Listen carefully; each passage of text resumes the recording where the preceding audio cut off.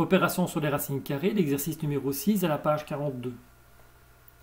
Il s'agit ici de rendre un dénominateur rationnel. Rationnel, ça veut dire qu'il ne peut pas être irrationnel.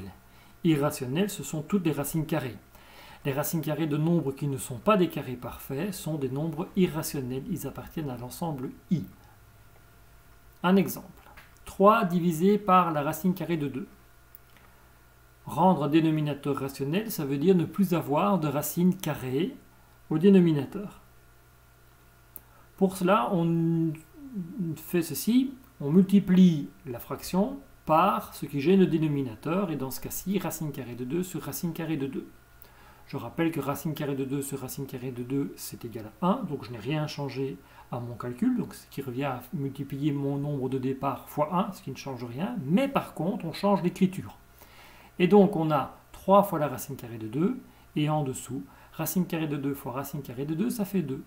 Et donc, la fraction 3 racine carrée de 2 sur 2 a la même valeur, si vous utilisez votre calculatrice, que de faire 3 divisé par la racine carrée de 2. Mais, cette fois-ci, on n'a plus de dénominateur irrationnel, le dénominateur devient rationnel. Alors pourquoi est-ce que c'est important? Simplement, quand on fera l'addition de fractions comportant des racines carrées, il est beaucoup plus facile de travailler avec des valeurs dont les dénominateurs sont des nombres rationnels et pas irrationnels. Ça facilite le calcul. Deuxième exemple. Cette fois-ci, il s'agit non pas simplement d'une racine carrée au dénominateur, mais d'une différence de deux termes comportant des racines carrées.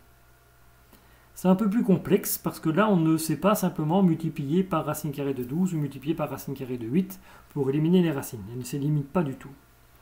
Alors pour y arriver, on utilise ce qu'on appelle les binômes conjugués. Mais avant tout, on commence par rendre les racines carrées ou les radicants le plus petit possible en sortant les carrés parfaits. La racine carrée de 12, c'est 2 racines carrées de 3, et la racine carrée de 8, ce qui vient à 2 racines carrées de 2. Les binômes conjugués sont en fait compte, dans l'exercice précédent, presque les mêmes termes, mais avec le signe central qui est différent. Dans ce cas-ci, il s'agit d'une différence. Donc le binôme conjugué, c'est avec la somme. Donc la somme, ça c'est un binôme conjugué au numérateur et dénominateur, le binôme conjugué du dénominateur. Donc, si je regarde bien, je redistribue 3 racines carrées de 2 au numérateur dans chacune des parties du numérateur de la deuxième fraction. 3 fois 2, c'est 6. Racine carrée de 2 fois racine carrée de 3, ça fait racine carrée de 6.